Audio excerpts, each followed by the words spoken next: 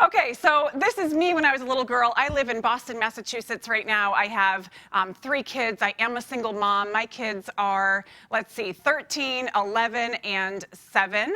And having my, being that single mom with 3 kids, no money, I gave up my career. And so, that's where Viseo came into my life.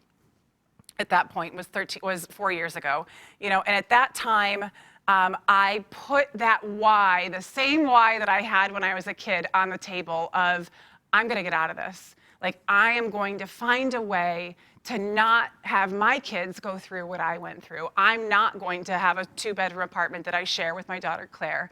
And so I put that in front of me. I can remember talking to Dallin when I started, and I asked him for one piece of advice, and he said, don't you quit. And I put that in front of me, and I didn't quit, right? So this is my screensaver on my phone. I put that there. It's still there to this day, my kids and freedom and travel and don't you quit. I did a Facebook Live. I was terrified to do that, but I did my first Facebook Live. And then, guys, 1 year later in Las Vegas, 1 year exactly later in January, so 3 years ago, I hit diamond. I hit diamond in this company. And, it was just, that year was a blur. I know I've taught on that before, and I'm not going to talk about that, but I did that. That's me up there on that stage, very, very nervous that day. And then a year after that, here's the cool thing. So a year after that, at this point, I was getting divorced that whole year. 1 year after that, I was able to buy my house in Boston, which Google, Boston home prices, not a good thing. I was able to buy my house that my husband and I bought on 2 full-time salaries. I bought that because of Viseo. And so, my point in telling you that is very manifold, but the biggest thing is, if you have something that pushes you, like for me, that wasn't an option. All my fears, all the things I was afraid of, all the things I had to sacrifice, and I sacrificed, not unlike all the people you'll hear tonight, but all of those things were worth it because I wanted to live a life of freedom. I wanted to be able to travel. I wanted to give my kids this good life, and that's exactly what I did. One thing I did in the beginning when I started running was I said to my kids, if mommy makes diamond, and I had a whole chart of what it looked like to get there, we're gonna go to Disney. And what I should have said is we're going to get a nanny and we're going to all go to Disney together. But I took them on my own, 3 kids in Disney. We went on a cruise. We spent a week there. My youngest, Aiden, actually got scarlet fever while we were there. So that kind of put a little bit of a wrench in things. So that's why he's kind of rosy in some of those pictures. But we had so much fun doing that. In years after, I've been able to travel. I've been to Hawaii and I've been to Cabo and Mexico 3 times, California, camping, ski trips, the whole 9 yards. I did it, okay?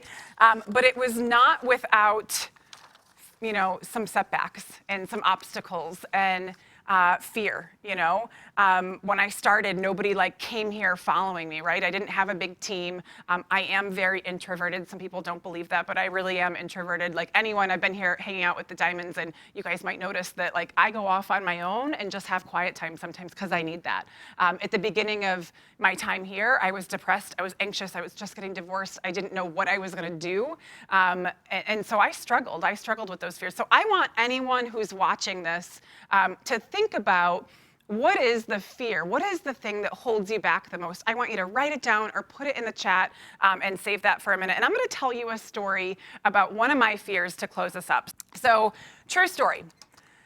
Every time I am asked to public speak, I have a physical reaction.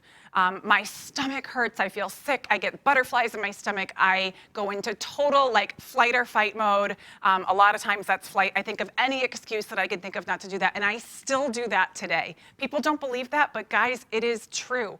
This is not an easy thing for me to do. And I'm gonna actually go to this. So, fear of public speaking. I didn't know this. It's called glossophobia. If you're in the chat and you are afraid of public speaking, put it out there, right? Because it is hard to have that fear when you're in this industry. I didn't want to hit diamond because I was afraid that I'd be asked to public speak. And look, that's exactly what happened. 3 in 4 people suffer from this. People fear public speaking more than death, spiders, heights, the whole 9 yards. 15 years ago, I was at Boston College. I was doing a presentation for my class on charter schools. I taught in a charter school. I believed in charter schools. I had all the information, all the slides, everything laid out. all right? And I stood up there, and all of a sudden, I'm going through the slides, and my voice starts shaking, like you could feel that, you know? Then I get nervous, so I start talking faster. I'm a fast talker to begin with. And then I think I wasn't breathing. And I lost my train of thought. All of a sudden, like, room starts spinning, and I pass out in front of 50 people. So that was the last time for 10 years that I ever public spoke. I decided, like, no matter what, I'm never doing it, no matter what. I declined my grandfather's eulogy. I declined being maid of honor 3 times because I knew I would have to give the speech, and I just avoided it. Like, as a chief operations officer, I would have these big meetings with my company, and I just said, no, I'm not doing it. I'm not public speaking. I would pretend to be sick. So the reason why I wanted to share this is, first of all, I think that you need to know that the people standing here, it's so easy to think like we've got it all together. And I mean, anyone who knows me knows I do not have it all together, like not even close. It's a miracle I got here. But I think you think that we're not without fears or that we don't have struggles in this business. We do. Like, we 100% do. We have things that hold us back 100%. And then I wanted to show you what could happen if you just decide that your why, the reason why you're doing this, is bigger than any fear that you might have. Because if you put that in front of you, nothing is going to stop you. Nothing will stop you. Okay, so I'm going to close with 3 quick tips. Wow, I am good on time. All right, 3 quick tips. So first, I want you to think of that fear that you thought of earlier. I want you to really think about, what does it hold you back from? How is it negatively affecting your business? What would happen if you didn't let it? Like, really think about that.